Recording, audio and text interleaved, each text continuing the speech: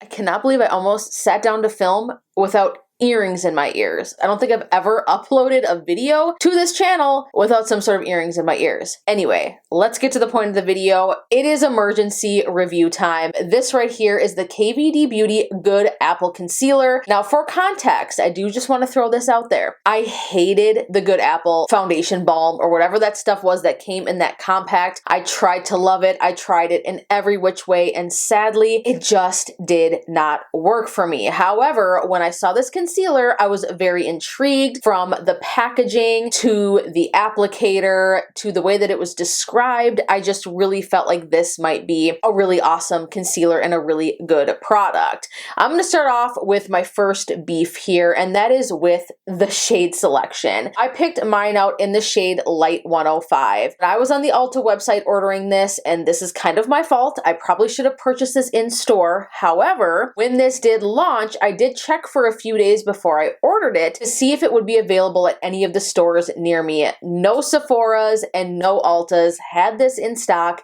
at any of the stores near me, so I tried my best to order my shade online. Now, when I was looking at the shades, I thought it was unusual because everything looked so dark online, and I do have a lighter skin tone, light medium in the summer, but usually in the colder months, I definitely have a lighter skin tone. So Light 105, based on the shade and based on what it showed online, seemed like it would be a good fit for me. You guys are about to see in a second here. I'm just going to go ahead and zoom you in, and we are just going to go ahead and get down to business. This is the world's lightest concealer, at least for me. If you have a very fair complexion, fantastic. This line of concealer will definitely have a shade for you. That is the upside to it, but I honestly probably need a shade probably 3 shades darker than what I purchased. I did upload a TikTok on this concealer, and a few comments I got were saying the same thing. They ordered what they thought would be their shade, and it ended up being a lot lighter than what they thought it was going to be. So let me zoom you in and let me show you the application. Now, I did experiment with both a brush and a sponge, and let me tell you, the sponge was not for me. I just do not like how a sponge distributed the product. The applicator on this is A+. I will say that. I love the way that it feels. It's super soft. I love that it's at an angle. That part of it is absolutely genius. But as you can see already, this is so super light. So I'm going to use this Delium Tools 792 Double Dome Blender. This is like the coolest concealer brush ever. I'm just going to go ahead and start blending this out and tapping the product in so you can get a look at how brightening this is. Like, a little bit goes a long way too.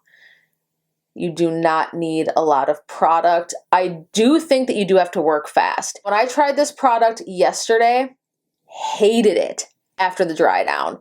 It looked so chalky, and I do moisturize my under eyes always. I mean, look at this. I can like drag the product all the way out. I did already bronze a little bit, but that's okay. But look how chalky it is. Now I'm going to show you even less product on this eye here. But as you can see, I didn't use a ton of product. I could have used a little bit less. Oh my goodness, this is like Snow White. I mean, holy shit. It is also very, I mean, look at the difference in this. Like, what is going on here? This is just, the shade is all wrong.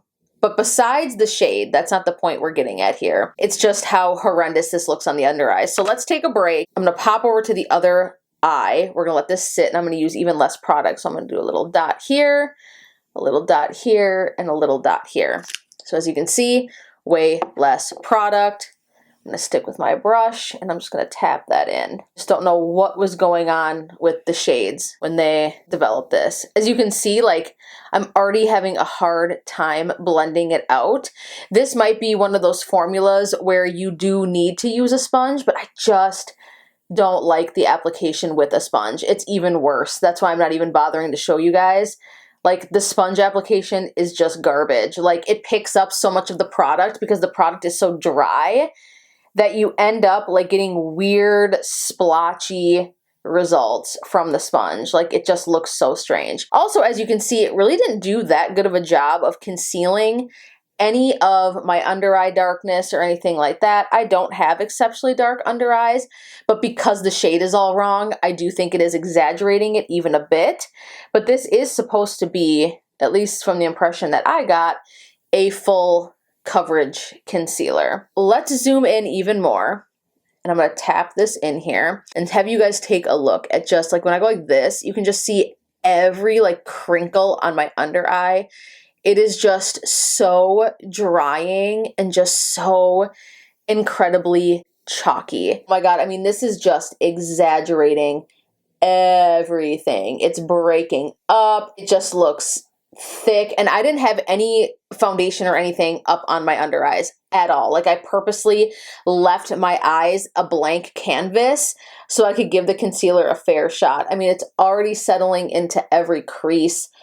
It's just so dry and just, it's a train wreck. What's funny is I felt that the Good Apple foundation was very emollient. This paired with that product, in my opinion, wouldn't make much sense because you would have this more like emollient, somewhat dewy finish. I mean, that foundation got dewy on me. And then you're going to have this dry, crinkly concealer. I don't know. I find that interesting. A lot of what people were saying about the Jaclyn Hill concealer, I feel like this is doing the same thing that everyone was complaining about. Like you have to work so quickly to blend this out. I even tried yesterday when I initially put this on to like warm the product up with my finger. But like, I mean, even now I drag my finger, it just feels so dry and just so incredibly crusty. It's bad. Honestly, this concealer, I'm going to be real with you guys, is one of the worst complexion products I have tried since the NYX Can't Stop Won't Stop foundation. That's what this reminds me of, how bad and how dry and just how chalky this product is. I'm going to finish up the rest of my makeup. I am hoping that somehow I can let this sit for a little bit on my under eyes and maybe something will warm up and I can salvage this somehow. We'll see. I'll be right back. All right, so I finished the rest of my makeup and honestly, time just isn't helping this product at all. I'm sorry. I am trying so hard to like this concealer, you guys, and I'm sorry. It's absolute ass, man. Like this concealer just is not good. It's not even just the shade issue.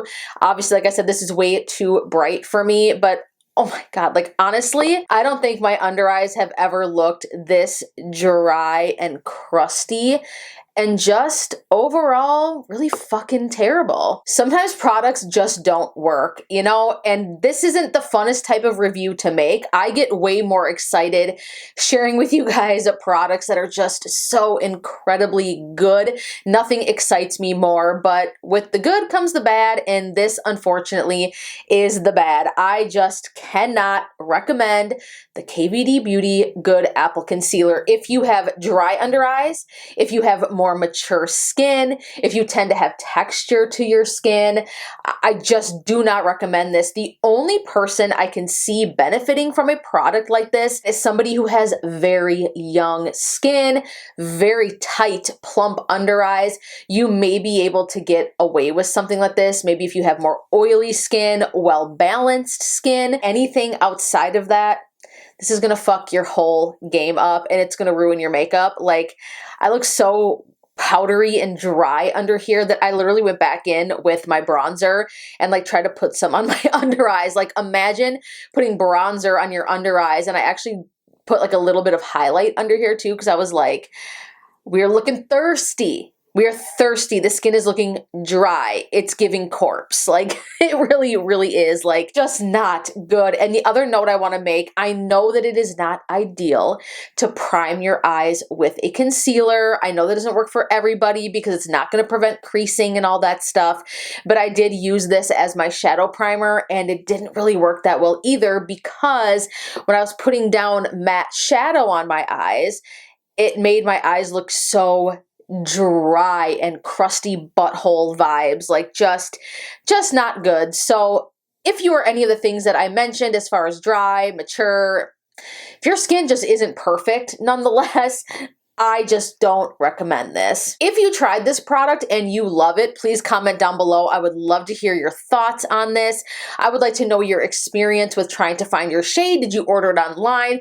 Did you purchase it in store? Did you purchase it as well and have the same exact type of outcome that I did? Did you return it? Because honestly, this was not cheap, and I am most definitely going to be returning to Ulta this product. In fact, I'm probably going to walk my ass over there tonight. Well, not walk my ass, but walk my ass into the mall to return this product, because there is no way I could find any type of use for this.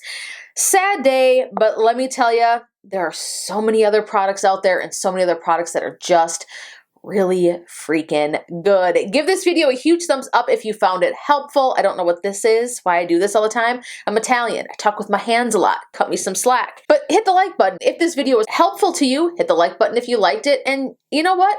Do something nice for somebody today. If you're indifferent, or even if you didn't like the video, give me a thumbs up. It feels good to give. And if this is your first time here, of course, it would tickle my fancy if you would hit the subscribe button and the bell button so that you don't miss videos just like this one. As always, I love you so much, and I look forward to seeing you in the next video. Mwah. Bye, guys.